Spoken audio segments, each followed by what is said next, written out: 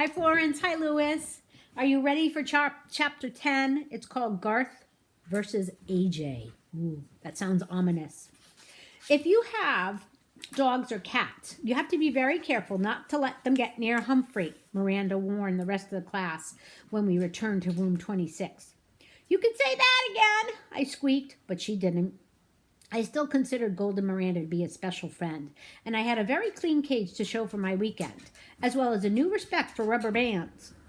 But I also decided that even though Miranda is practically a perfect person, I am not in a hurry to stay with her again. AJ raised his hand and Mrs. Brisbane called on him. May I have Humphrey this weekend? We don't have a dog or a cat, he bellowed. Lower your voice, AJ. I'll let you know on Thursday. There may be other students who want Humphrey as well. At least half the hands in class went up as the kids started shouting, Me! I was quite flattered, but for some reason the whole subject seemed to make Garth mad. Within minutes, he shot a rubber band at AJ. Ouch! AJ complained loudly. When he told the teacher what had happened, Garth denied it. Gail giggled. Oh, wait, Humphrey did it, he said. Gail giggled. Mrs. Brisbane did not. I don't believe a hamster can shoot a rubber band, she said sternly. A lot she knows. The next day, Garth stuck his foot out and tripped Art as he went to sharpen his pencil. I didn't do it. He's just clumsy, Garth protested when Mrs. Brisbane angrily scolded him. That same day, Garth pushed Gail at morning recess. He spent the afternoon recess inside. Garth Tugwell, you're halfway to Principal Morales' office right now, Mrs. Brisbane sounded really angry. Garth just shrugged his shoulders. On Wednesday, Garth sneaked back into the room while Mrs. Brisbane went to the office during recess, and he headed straight for my cage. The two of us were all alone in the room. Hello, rat. Why don't you just run away? Then nobody will take you home for the weekend, he said.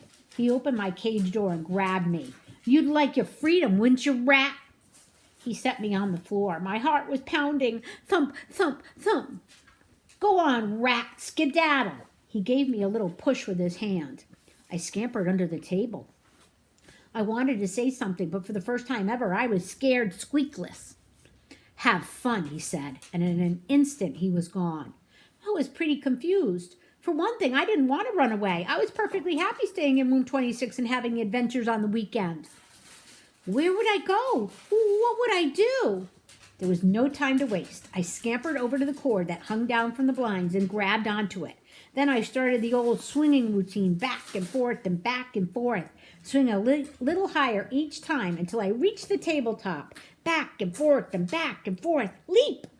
There wasn't enough time to think about my queasy stomach as I raced into my cage, slamming the door shut behind me. Just then, Mrs. Brisbane returned. I darted into my sleeping house so she wouldn't see how hard I was breathing. I saw her look at the window, puzzled. She walked over to it and stared at the blind cord, which was still swinging. She reached out to stop it with her hand, and then she shook her head and walked away. When recess was over and my classmates filed back to the class, Garth looked over at my cage, half smiling. But the smile quickly disappeared when he saw that the door was closed. He leaped out of his seat and looked in my cage. Howdy! I squeaked at him. Garth, please go back to your seat, Mrs. Brisbane told him. But Humphrey, he protested. Well, what is it? Mrs. Brisbane was getting irritated. He's in his cage, he said. A few of my classmates giggled, but not Mrs. Brisbane. In case you haven't noticed, he's always in his cage, Garth. Now, please go back to your seat. Garth did what she said, but for the rest of the day, I noticed him staring at me. On Thursday, Mrs. Brisbane announced that I would be spending the weekend at AJ's house. Yes, shouted AJ, delighted at the news. A few seconds later, a whole series of rubber bands hit AJ on the neck, shoulder, and head. Cool it, Garth, yelled AJ, jumping out of his chair. Man, I'm tired of these rubber bands. Garth acted innocent. I don't know where they come from. They could come from somewhere, anywhere. Garth did it, Heidi said. I saw him.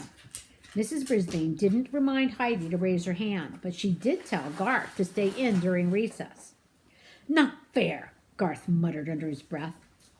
When the bell rang for recess, Garth stayed in his seat, and Mrs. Brisbane closed the door while all the other students left and walked to his desk. Normally, I would have been napping at this time, but I was wide awake and wondering what that boy had to say. Garth, you've been acting strangely lately.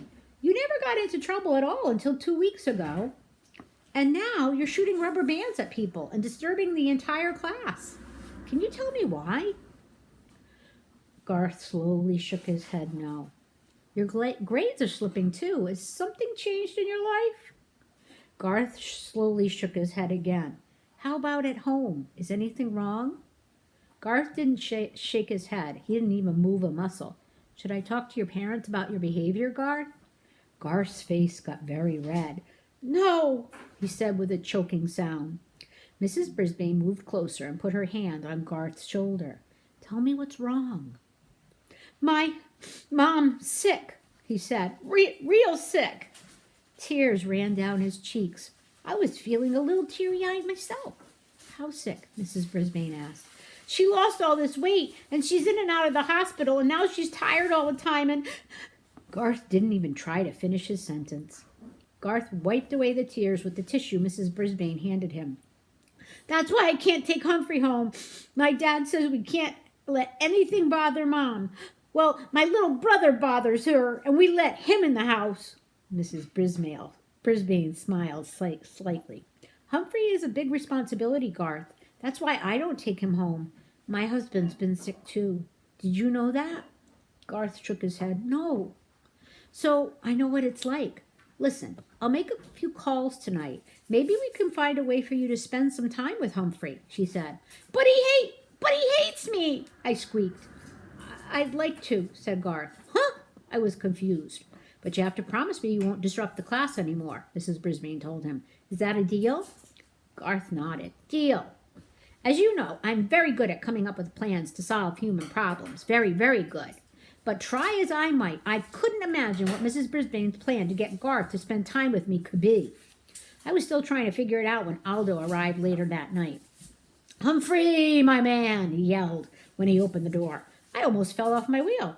You are the most handsome, intelligent hamster in the world, and I am the luckiest man in the world because I am dating the most beautiful woman in the world. Aldo swept his way around my cage and then lowered his voice. But don't tell anybody I said so, not yet.